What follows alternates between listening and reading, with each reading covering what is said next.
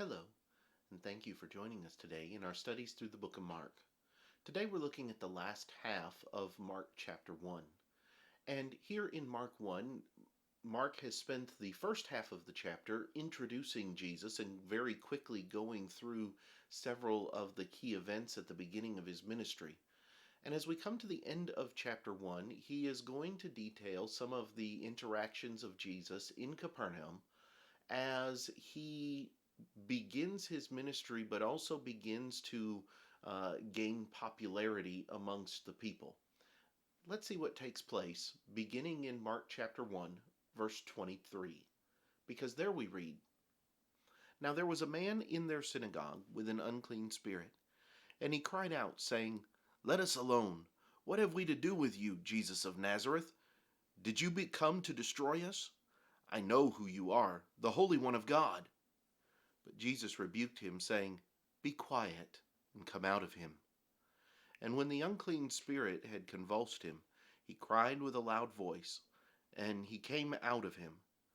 Then they were all amazed, so that they questioned among themselves, saying, 'What is this? What new doctrine is this? For with authority he commands even the unclean spirits, and they obey him.' And immediately his fame spread throughout all the region around Galilee. Now as soon as they had come out of the synagogue, they entered the house of Simon and Andrew with James and John.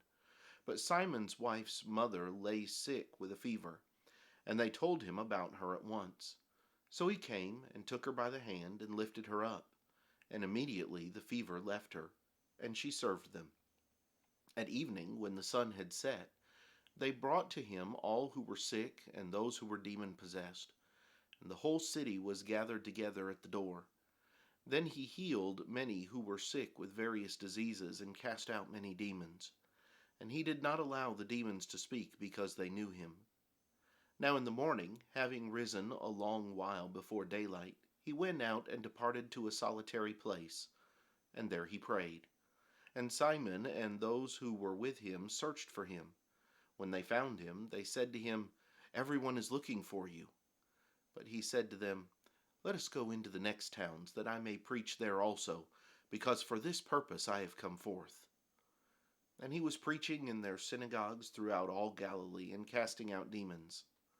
Now a leper came to him, imploring him, kneeling down to him, and saying to him, 'If you are willing, you can make me clean.'